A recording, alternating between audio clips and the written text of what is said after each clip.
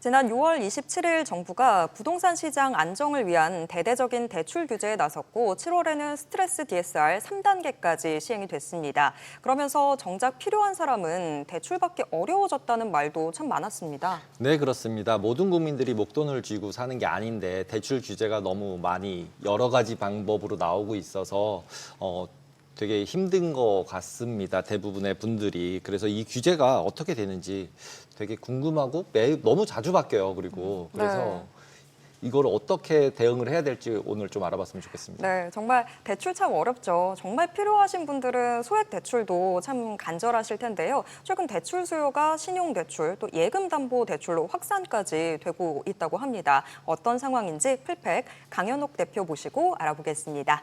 안녕하세요. 안녕하세요. 네, 좀 앞서서 저희가 정리를 해봤지만 대출 규제 이후 상황부터 좀 짚어봐야 될 것 같아요. 정부가 대출 규제를 골자로 하는 627 부동산 대책을 발표를 했고 또 7월 1일부터는 대출 문턱을 높이는 3단계 스트레스 DSR도 시행이 됐는데 정말 실제로 금융시장에 어떤 변화들이 좀 있었을까요? 네, 고강도의 627 대출 규제와 더불어서 이제 시행 예정이었던 스트레스 DSR 3단계가 예정대로 시행이 되면서 이 가계부채 증가세는 굉장히 둔화가 되었습니다. 그러니까 7월 주담대 등 가계대출 주담대 증가폭이 넉 달 만에 최저치를 기록을 했기 때문에 627 대책의 효과와 그다음에 스트레스 DSR 3단계의 효과는 조금 있지 않았나 이렇게 보고 있습니다.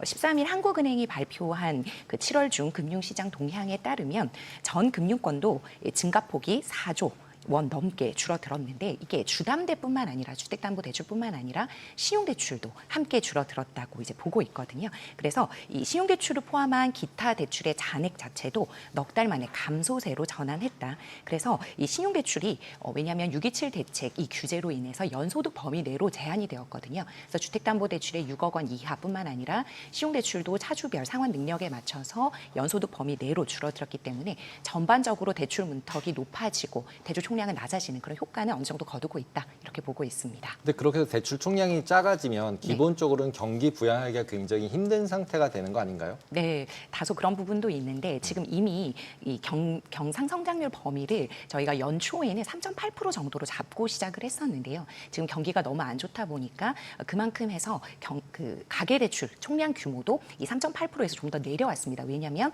우리 경제 성장률 범위가 내려왔기 때문에 목표치 자체가 내려왔기 때문에 이 가계대출의 증가폭도 2%대로 내려와 있는 상황이거든요. 그래서 이번에 627 대책을 발표를 하면서 경기가 너무 안 좋다 보니 경제 성장률 목표치도 내려왔고 그에 한해서 은행의 총량도 원래 이제 하반기에 나가려고 했던 총량 대비해서 50% 감축, 그다음에 정책자금 대출도 25% 감축하자 해서 경제 성장률에 맞춰서 그거에 따라서 같이 낮아졌다 이렇게 보시면 되겠습니다. 근데 신용대출 금리는 또 오히려 낮아지고 있다 그러더라고요. 네, 맞아요. 이런 거는 어떻게 주택담보대출보다 신용대출 금리가 낮을 수가 있는 거죠? 원래 잘 아시다시피 신용대출 같은 경우에는 담보가 없습니다. 그래서 그 신용자의, 그러니까 대출자의 신용과 소득을 보고 나가는 것이 이제 신용대출인데 주택담보대출 같은 경우에는 담보 물건이 있으니까 신용대출보다는 다소 안전한 그런 대출이라고 판별을 하거든요. 그럼에도 불구하고 이 주택담보대출의 금리가 지금 모 은행 같은 경우에는 이게 신용대출보다 높아져 있는 신용대출과 주택금리의 역전 현상이 벌어지고 있습니다. 왜냐하면 지금 이 주택담보대출이 가계대출 총량 규모를 훨씬 많이 차지하기 때문인데요. 지금 이렇게 627 대책이나 스트레스 DSR 등으로 가계대출 총량 규모를 억제하기 위해서 여러 가지 대책이 나오고 있는데 주택담보대출의 금리를 형성하는 요소 자체가 조달금리 플러스 가상금리에 각 차주별 우대금리가 적용이 되어서 최종 대출 금리가 산정이 되는 건데 이 가상금리를 함부로 낮추지 못하는 게 가상금리를 낮춰서 그 신용차주의 대출금리가 낮아져 버리면 신규 차주가 유입이 될 수도 있고 여러 가지 대출받기가 좋은 환경이 열려버리면 가계대출 총량 규모가 늘어나는 효과가 있을 수 있거든요. 그래서 전반적으로 주택담보대출은 많이 나가니까 거기에 있는 이제 금리는 조금 올리고 또는 낮아지는 그 폭 자체, 그러니까 예를 들어서 4.5%였다면 지금 한 4.23% 정도로 많이 내려와 있는데 신용대출 같은 경우에는 4%대 중후반에서 지금 4%대 초반까지도 많이 형성되어 있거든요. 그러니까 그 감소폭 자체가 신용대출이 훨씬 많이 됐다. 즉 그 주담대 같은 경우에는 기준금리 인하로 인해서 소폭 감소되었을 뿐인데 신용대출 같은 경우에는 그 감소폭이 늘어났다 이렇게 보기 때문에 전반적으로 주택담보대출보다 이제 일반 시중은행에서는 이 신용 신용대출 금리가 더 낮은 그런 역전 현상도 벌어지고 있다. 이 모든 거는 가계대출 총량 규제에 인한 것이다. 이렇게 보시면 되겠습니다. 근데 지금 잠깐 저거 화면 보다가 네. 느낀 건데 왜 저쪽에 KB은행만 저렇게 혼자 낮은 거예요? 왜냐하면 아직까지 국민은행 같은 경우에는 총량이 남아 있겠죠. 아, 총량이 남아 있으면 네, 왜냐하면 각 금리가 은행별로 낮은 거예요. 네, 지점별로 지금 총량이 다 월별 분기별로 관리가 되어 가고 있거든요. 그래서 이렇게 은행을 밝혀도 되는지 모르겠는데. 저기 써 있으니까. 네. 신한은행 같은 경우에는 이미 영업이 끝났어요. 거의 이제 3분기 영업이 거의 종료가 되었기 때문에 목표치를 거의 달성을 했거든요. 그래서 지금 주담대뿐만 아니라 전세자금 대출이라든지 대출 모집인에 의한 그러한 접수권을 전부 다 중단을 시키고 있는데 아직 국민은행 같은 경우는 일부 지점에 목표치에 도달하지 못한 총량이 남아 있기 때문에 이제 고객들이 오셔야 되잖아요. 그러려면 금리는 어느 정도 낮아 있어야 이제 비교를 해보시고 오기 때문에 그리고 이제 국민은행도 만약에 그러면 총량이 차진다 그러면 다시 금리가 오를 겁니다. 그럼 네. 그런 건 어디 찾는 앱이나 뭐 이런 게 있나요? 비대면 앱 같은 걸로 보셔도 되는데 보통 요즘에는 금융 소비자분들의 그 대출 지식이나 이런 게 많이 넓어지셔서 이 대출 모집인을 통해서도 많이 알아보실 수 있고 그다음에 앱 같은 걸 보셔도 많이 아실 수 있고요. 그다음에 지점도 본인의 주거래 은행뿐만 아니라 여러 은행을 잘 찾아보고 계시는 그런 상황입니다. 네. 지금 근데 시중 은행들이 네. 정부 정책에 상당히 좀 협조적으로 네. 하면서 사실 대출도 좀 많이 네. 그런 효과들이 나타나고는 있는데 네. 근데 또 8월 들어서는 다시 또 대출 늘고 있다 이런 네. 얘기들도 나오더라고요. 네. 그래서인지 시중 은행들 중에서는 뭐 이제 대출 중단에 나선다라는 네. 요 이야기들도 나와요. 네네. 그러니까 일부러 그 은행들이 이제는 이제 눈치가 끝났으니까 올리자 이거는 아니었고 6.27 대책 전에 사실은 접수건들이 굉장히 많았습니다. 그 접수건들 같은 경우에는 주담대 같은 경우에는 접수 후에 잔금이 1, 2개월 이후에 실행되는 경우가 많기 때문에 그 6.27 대책 이전에 본계약건이 이제 잔금 실행이 되면서 돌아왔다 이렇게도 보실 수 있고요. 그 다음에 이제 이렇게 주택담보대출이 좀 줄어들다 보니까 은행도 사실은 예대 마진으로 수익 구조를 창출을 해야 되는데 그만큼 수익 구조가 없잖아요. 그렇기 때문에 신용대출의 문턱을 조금 낮춰준다라든지 예적금 담보대출이라든지 다른 대출은 조금 유하게 풀어주는 그런 경향이 있거든요. 근데 이 또한 총량이 차면 다시 좀 대출 문턱을 높이는 그런 방향으로 갈 겁니다.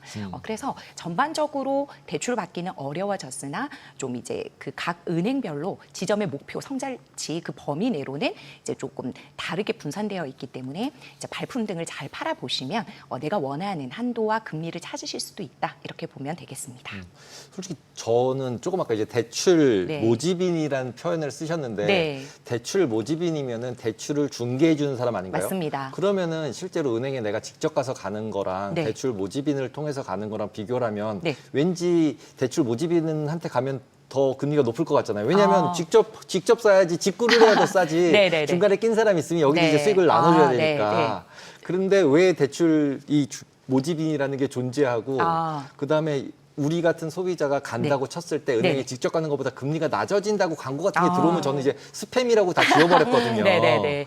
예, 근데 그런 게 진짜로 금리가 낮을 수도 있고 뭐 어떤 유용한 그런 혜택이 있는 건가요? 네네. 이 대출 모집인 같은 경우에는 은행 밖 영업 창구의 영업인이라고 보시면 됩니다. 그 은행과 함께 이제 계약을 맺거든요. 그러니까 대출 모집인 같은 경우에는 이제 정규직은 아니지만 비정규직 계약 형식으로 맺어져서 은행 같은 경우에는 은행원이 그 당행 상품만 판매를 하게 되어 있고 상담을 하게 되어 있는데 이 대출 모집인 같은 경우에는 금융 소비자 입장을 중심으로 해서 이 금융 소비자에게 가장 좋은 대출의 한도, 금리, 조건, 상환 조건 등을 두루 여러 금융사와 상품을 비교해 드릴 수가 있어요. 그래서 이 대출 모집인을 통해서 대출을 받는다고 해서 한도가 막 늘어나거나 금리가 막 낮아지거나 오히려 높아지거나 하는 건 없습니다. 왜냐하면 은행이란 정식으로 계약을 맺고 있기 때문에 그냥 은행 내에서 원래 영업을 하셔야 되는 분들이 밖에 나가서 자율적으로 자유롭게 전국적으로 영업을 하고 있다 이렇게 보시면 되기 때문에 은행에서 판매하는 상품의 금리와 한도 그리고 그 대출 모집인을 통해서 들어오는 대출 그러한 금리의 한도는 다 동일하다 이렇게 보시면 되겠습니다. 그래서 뭐 애꿎은 피해나 이런 건 없으시고요. 요즘에는 대출 상담사 조회도 가능하거든요. 그래서 은행연합회에 보면 대출 모집 상담인의 그 상담 번호가 있어요. 등록 번호와 함께 그 성함을 넣으면 어느 법인의 소속이어서 어떠한 대출 경력이 있고 이력이 있고 위반 이력이 있는지까지 모두 조회해 볼 수 있기 때문에 안심하고 잘 받으시면 되겠습니다. 네. 네. 근데 지금 정부가 계속해서 대출 규제하고 또 은행권도 여기에 발을 맞춰주고 있는 상황이긴 한데 그래서 약간의 풍선 효과도 좀 있는 것 같아요. 네. 주담대 대출은 좀 막히는 반면에 대신해서 어쨌거나 또 대출을 받아야 네, 되는 네. 경우도 있다 보니까 그래서 예금담보대출로 지금 좀 눈이 많이 네. 가고 있다고 하는데 네. 이달에만 지금 예금담보대출 잔액 뭐 900억 원 가까이 급증했다고 네. 이런 뉴스들 네, 나오더라고요. 왜냐하면 이게 가계대출 규제의 저는 역효과라고 이제 보고 있거든요. 왜냐하면 우리는 지금 이 소비, 그러니까 금융 소비자 즉 대출자의 상환 능력, 즉 DSR을 계산해서 대출이 나가게 되어 있는데 이 모든 총부채 원리금 상환 비율에서 예외적으로 봐주는 것이 바로 이 예적금 담보 대출입니다. 즉 내가 기존의 부채가 조금 있고 또는 소득이 다소 부족하다 하더라도 예적금 담보 대출 같은 경우에는 DSR을 보지 않기 때문에 일시 일회성으로 쓰기가 편리하거든요. 그래서 이제 DSR에 막혀 있는 분들도 일부 금액 범위 내에서는 그렇게 크지 않은 금리로 잘 사용을 하실 수 있는 편리성이 있기 때문에 예적금 담보 대출을 사용할 수가 있는데 이 또한 가계대출 총량 규모에는 포함되나 차주 개인으로 봐서는 DSR에 포함되지 않기 때문에 초반에 이제 계산을 해서 나갈 때는요. 근데 여기서 또 주의하실 게 예적금 담보 대출이 있다고 해서 나의 모든 대출 한도를 없애거나 DSR 계산에서 완전히 배제되는 것이 아닌 게 예적금 담보 대출이 있는 상황에서 다른 대출을 받을 때는 그 예적금 담보 대출도 다 부채에는 포함이 됩니다. 그러니까 정리를 하면 예적금 담보 대출 자체를 받을 때는 DSR을 보지 않고 일시성으로 잘 나갈 수 있지만 예적금 담보 대출을 받은 차주가 다른 대출을 추가로 실행했을 때는 이 예적금 담보 대출도 DSR 범위에는 다 들어가 있다. 이렇게 보시면 되겠습니다. 그럼 그냥 예금을 해지해서 그냥 쓰면 되는 거 아닌가요? 왜 예금 담보 대출을 왜 받아야 되는 거예요? 예를 들면 이런 게 있겠죠. 뭐 적금 같은 경우에는 1년 이후에 찾아야 금리를 좀 높게 받을 수 있다라든지 보험약관 대출 같은 경우도 있는데 그동안 내가 쌓아놨던 여러 가지 실적도 있을 거고 그렇죠. 어느 정도가 돼야 내가 이러한 그 보험의 혜택을 받을 수가 있을 텐데 이거를 중간에 해제하게 되면 그동안 넣었던 금액도 다 못 찾는 경우도 많을 거고요. 그다음에 청약담보대출 같은 경우에도 내가 점수를 실컷 쌓아놨는데 이걸 청약담보를 완전히 없애버리면 그 점수 자체도 없어지는 거지 않습니까? 그렇기 때문에 담보대출을 활용을 해서 급한 자금은 이렇게 가지고 오고 그 효과는 계속 가져가려는 그런 수요가 많은 것 같습니다. 네.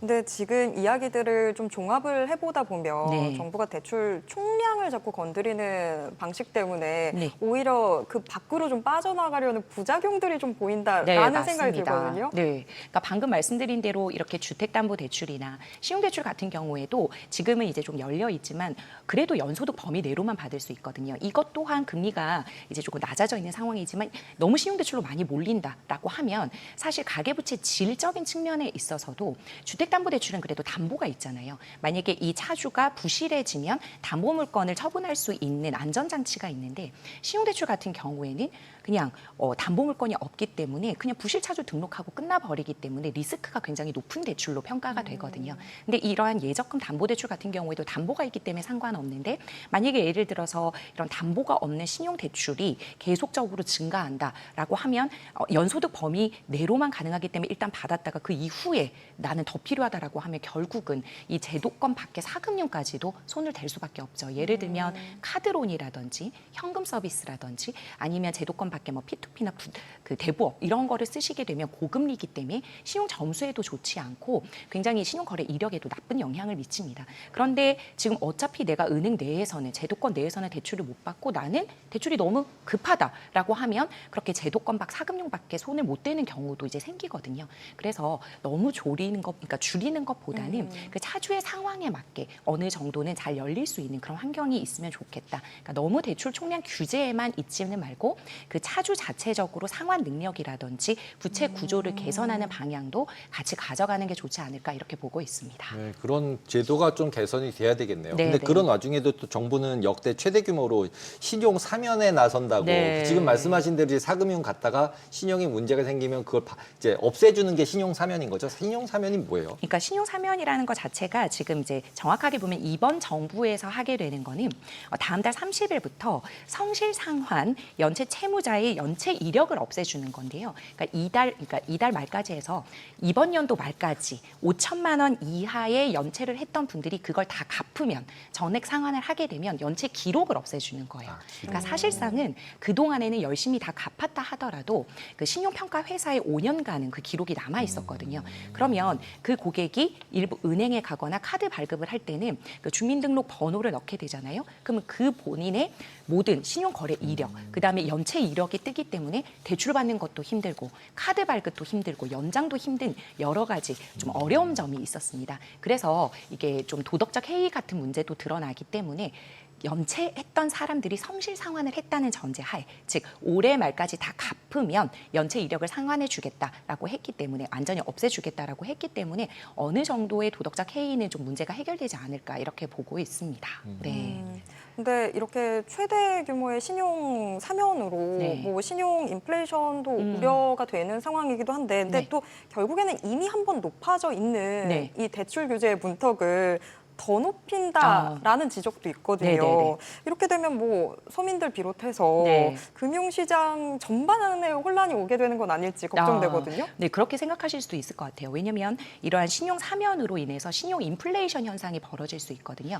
그러니까 지금 이 연체 이력이라고 하는 건 사실상 우리가 이 고객이, 즉 대출자가 그동안에 연체를 했는지 성실 상환을 했는지, 은행에 성실하게 또는 연체 없이 아무런 피해 안 주고 잘 대출을 갚아왔는지를 보는 것이 그 신용 점수고, 그걸 우리가 신뢰를 하면서 은행에서는 신용 점수를 보면서 대출이 나갔는데, 이렇게 그냥 일괄적으로 사면을 해줘 버리면 뭐 개인 같은 경우에는 30점에서 최대 100점까지도 한 번에 오를 수 있거든요. 그러면 예를 들어서 신용 점수 1000점 만점이면 예전에는 은행에서 한 5, 600점이면 한 중저 신용자다 이렇게 판별을 했는데, 요즘에 한번 가보시면 그 중저 신용자 판별하는 기준 자체가 7, 800점대로 높아져 있어요. 그러니까 그 이유는 이미 신용에 대해서는 인플레이션이 어느 정도 되어 있기 때문에 이 신용평가 체제 자체를 100% 신뢰는 못한다라는 은행권의 인식 자체가 있거든요. 근데 거기에 덧붙여져서 이번에 신용 사면까지 들어와 버리면 아예 연체 기록이 없어지기 때문에 은행 입장에서는 이 사람이 어디서 연체를 했는지를 전혀 알 수가 없기 때문에 리스크 관리에도 굉장히 취약해지는 거고, 그리고 기본에 이제 우리가 열심히 성실 상환을 통해서 그동안 조금씩 신용 점수를 올려왔던 분들도 그러면 나는 안 갚아도 됐던 거 아닌가? 어차피 나는 사면해 줬을 텐데, 이렇게 생각할 수도 있는 거잖아요. 근데 사실상 이분들의 고통도 굉장했어요. 그동안에 너무 많은 대출이라든지 카드를 발급하지 못하고 연체가 있었기 때문에. 그럼에도 불구하고 이렇게 어느 정도의 역차별 현상은 조금 이제 발생할 수 있을 것 같고, 이 신용 사면을 통해서 들어온 분들이 갑자기 대출을 받게 되거나 카드를 발급하게 되면 이 가계대출 총량에는 또 늘어나는 그런 효과가 있기 때문에 오히려 좀 역발상이 아닐까 이런 생각이 조금 들기도 해요. 그래서 그 규모 자체가 한 324만 명 정도가 되고, 그다음에 세부적으로 살펴보면 이미 다 갚으신 분들은 270만 명 정도 된다고 하거든요. 이분들 정도 올려준다고 해서 사실 뭐 전 금융권적으로 큰 위기가 올 거냐, 그거는 아니지만 그럼에도 불구하고 이런 도덕적 해이 현상은 좀 덜할 수 있도록 지금처럼 전액 상환하는 연체 차주에 한해서만 굉장히 핀셋 정책으로 계속 들어가면 좋겠다 이런 생각을 좀 해보고 있습니다. 네. 대출과 관련된 거는 뭐 용어들도 어려워서 어렵다라고 생각하고 있었는데 오늘 홀린 듯이 이야기 네. 들었습니다. 네. 네, 오늘 이야기 여기까지 듣도록 하겠습니다. 고맙습니다. 감사합니다.